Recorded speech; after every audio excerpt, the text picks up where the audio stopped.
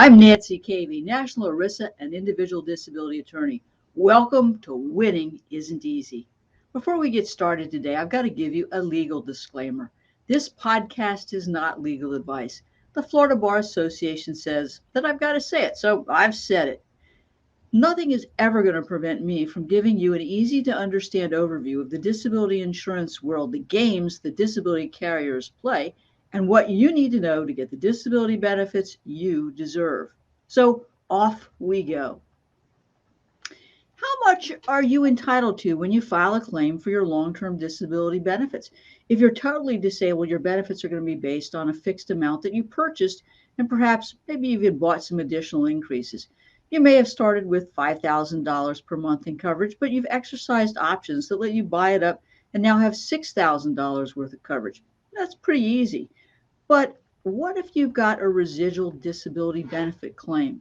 Now, residual benefits are based on your covered before monthly income. Your policy may say, look, to determine what your before monthly income is going to be, we're going to look at your income tax returns. And we're going to base this on the highest 3 out of 5 year earnings, or the highest 1 out of 2 year earnings, or the 12 months before you became disabled. Some policies will say that bonuses, commissions, or other designated income isn't included in the BME. And that can be a problem because what you thought you bought in terms of coverage may be something completely different. So if you're self-employed, like a doctor, a dentist, or a lawyer, some of these policies are going to say, look, calculate your benefits. We want to see your monthly P&Ls, your billing documentation, or other income before we can determine not only your before monthly income, but your monthly income.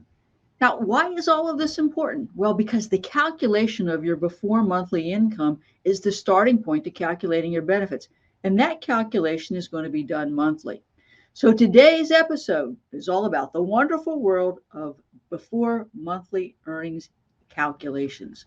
And the three things that I'm going to be talking about are how pre-disability earning language can impact the amount of your disability benefits, what the court says. In other words, the court says just because a carrier or an employer thinks their calculations of pre-disability income earnings is correct doesn't make it so, and why discretion can make all the difference in your disability insurance claim benefit calculations. So let's take a break for a moment before we get into today's episode.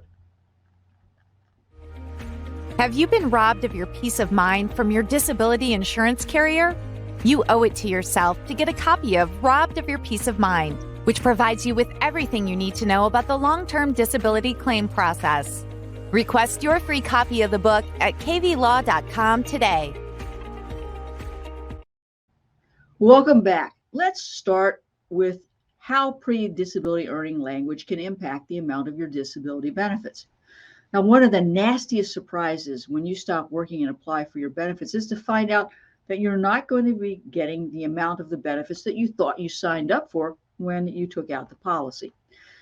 Let's get out that disability policy. What is the definition in the policy of pre-disability earnings or before monthly income? That's the same terms for the same kind of concept here. The amount of your benefits is going to be dependent upon that definition. I'm going to talk about one of the most common definitions so we can kind of use this as a base to explain this concept. You might have a policy that says the amount of your salary or wages that you receive from your employer on the day before a period of disability benefits started calculated on a monthly basis. If you are paid on an annual contract basis, your monthly salary is 1/12 of your annual contract salary. If you're paid on an hourly basis, the calculation of your monthly wages is based on your hourly rate multiplied by the number of hours you're regularly scheduled to work per month, but not more than 173 hours per month.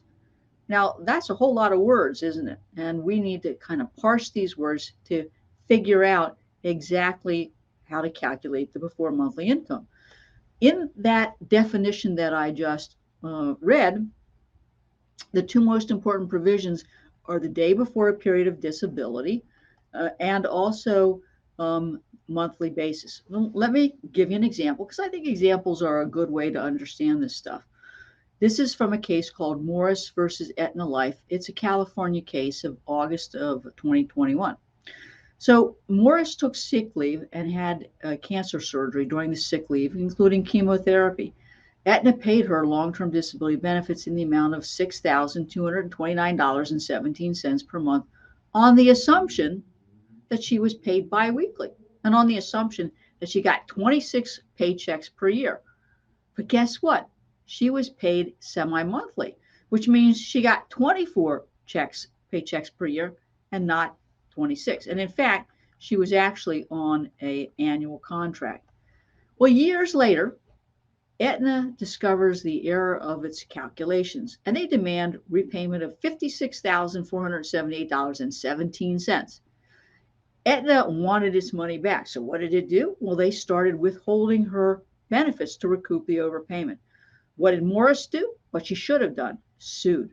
Now, unfortunately for Morris, the court started this analysis looking at the plain language of the policy and went from there. Her salary at the time she was disabled was $115,000 per year, or $9,583.33 per month. She insured 60% of her pre-disability earnings. So her gross monthly benefit would be $5,750. Got the math? Okay, so the court ultimately said, based on the math, that she was overpaid and she owed the money back. Now, the problem with this, of course, is that she had spent the money and had a lifestyle that was based on this higher benefit that she was being paid. And as a result, not only did she have to pay the money back, and the carrier had the right to recoup that money back, but then she had to deal with the reduced income and her changed circumstances. So you can see that this before monthly calculation is important not only to determine the amount of your benefits, but the disability carriers can check their math and they can come back and say, oh, we've been overpaid, we want our money back. So this is an example of the double whammy that can happen when the before monthly income is not calculated properly. And what happens, of course, when that happens to a person's disability insurance benefits, the carrier's ability to recoup the benefits, and how it really impacted her lifestyle. So let's take a quick break, and we're going to head back into our next section, talking more about before monthly income calculations.